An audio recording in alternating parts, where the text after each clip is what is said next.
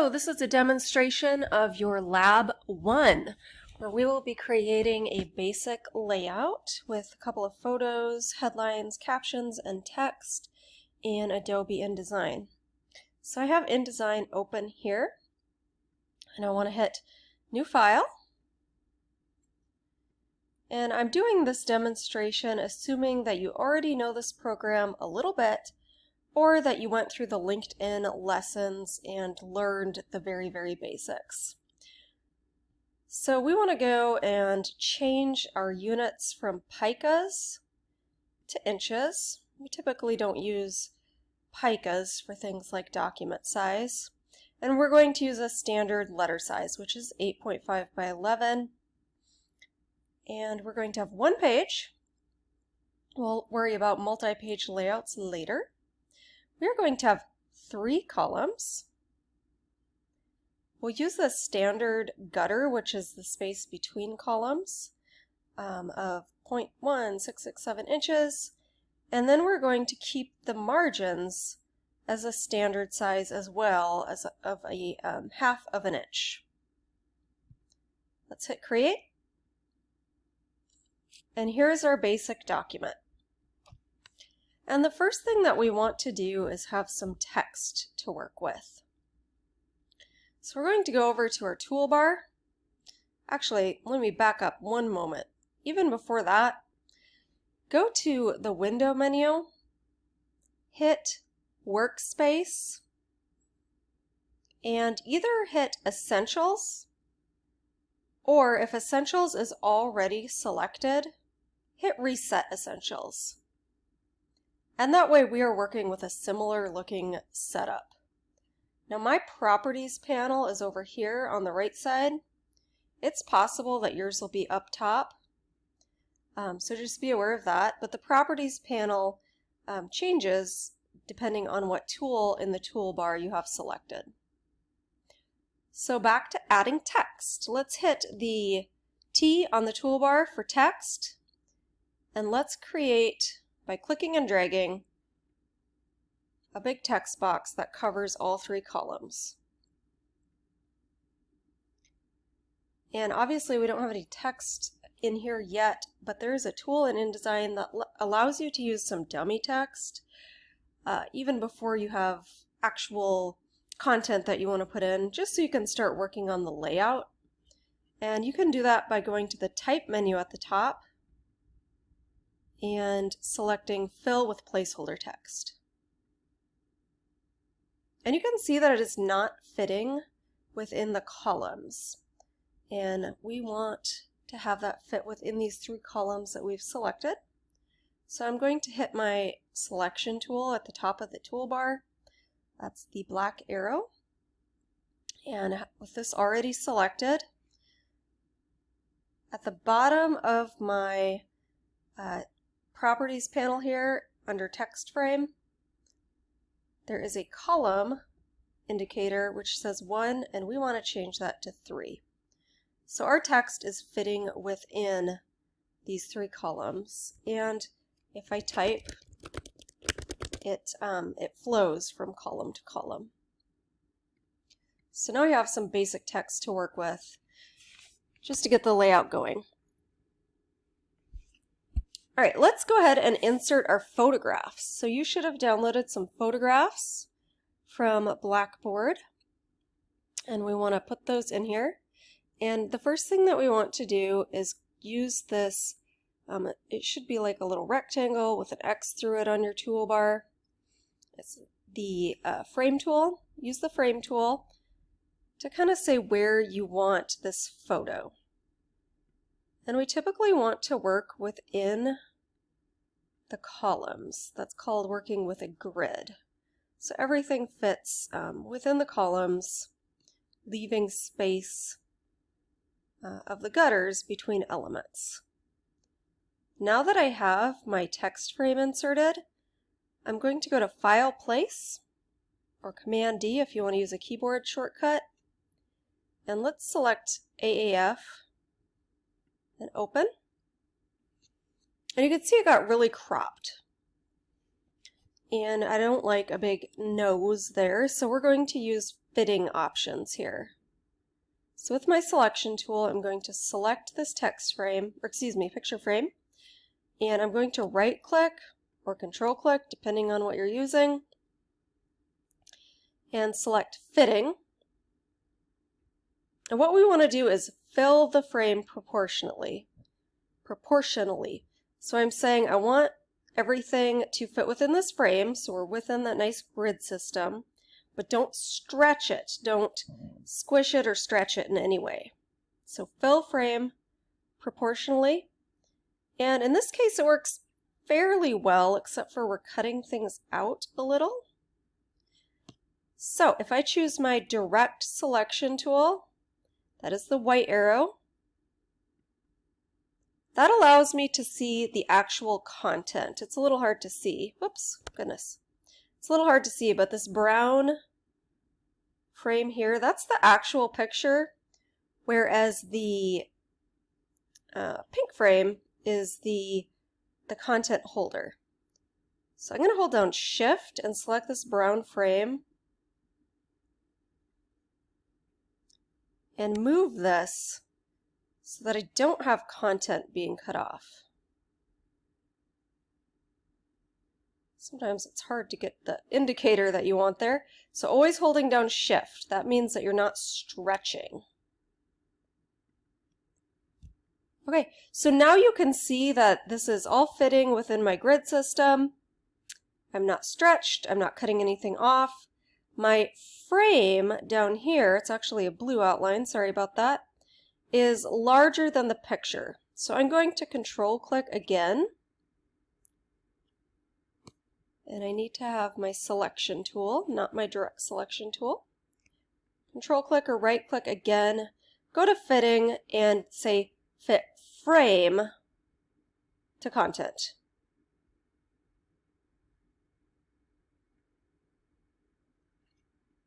Perfect. And now I just need to scooch this over a little bit.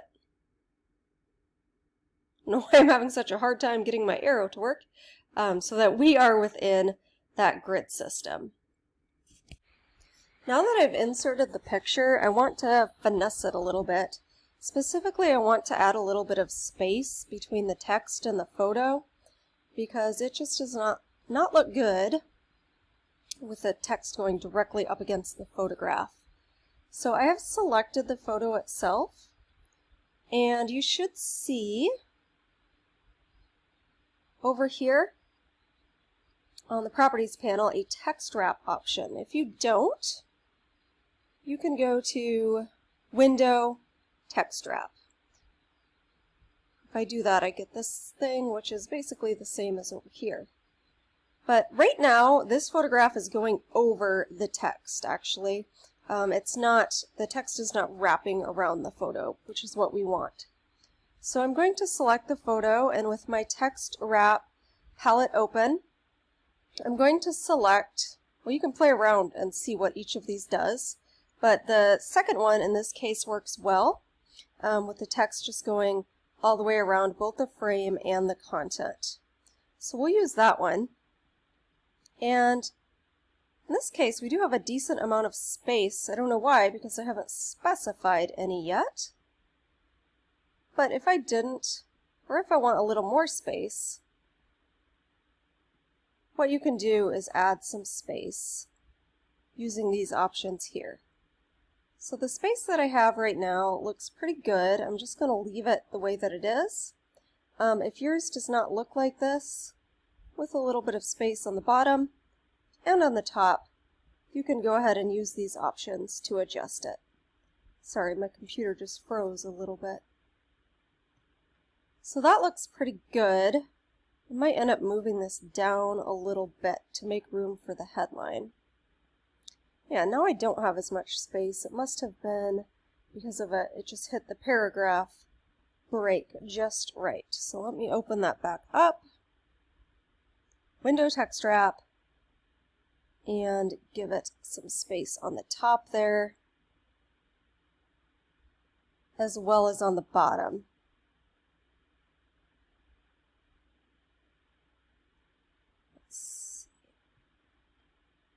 That looks pretty good.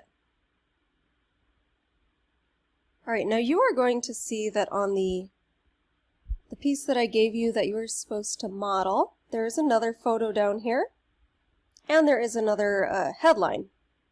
I'm just going to demonstrate one photo and one headline because those will give you the basic principles of what you need to be doing. So let's begin with the top headline. I'm going to select my text tool, the T on the toolbar, and just make a big, try that again, make a big text box for your headline. We want a big, bold headline. I'm going to use Impact as the typeface, and I'm going to start out with like 80 for a type size, but we're definitely going to have to make some adjustments. And we're going to type students win, capitals, win big at AAF awards. You can see right now we're going over the text again. So let's use that same method. Move this over, always within the columns, that we did with the photograph to have everything wrap around this. So with my headline selected, we'll go to Window Text Wrap, make sure it wraps, and give it a little bit of space on the top and on the bottom. And let's call that good for now. We can always finesse a bit more later. So with type, we're going to learn a lot more about type later, but just to introduce a few concepts now. The space between lines here, that is called leading. And with headlines, it's pretty common that you will need to make the leading smaller, to decrease the leading. Also, another thing that I need to do is adjust size, because this little plus sign with a box around it indicates that there's more text that's not fitting in here. Of course, the word awards. And we're also going to adjust the space between some of the letter pairs to make it most likely a little bit smaller, but we'll take them one pair at a time and adjust those things one by one. So let's go ahead and decrease the type size so that everything is fitting in here. Bump it down to 72, that's working well. And let's adjust our leading. So the little icon that should be on your properties panel that has an A and an A with some arrows indicating space between those two lines, that is your leading. Right now it's set at 86. Let's bump that down also to 72. And maybe just a little bit more. You can always type in here. You don't have to use the default settings. Let's try 65, and that works well. With headlines, or what's called display type, you can really get away with pretty tight leading. And I want all of my text to be flush on both the right and the left. So that's just going to take some adjusting of the size. So I'm going to take this from 72, this first line, to maybe 79. Okay, so that's a little too much because my word big went down.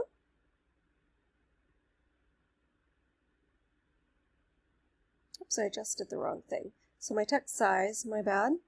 Let's try 85, and let's just keep adjusting until it kind of goes to the end of this line.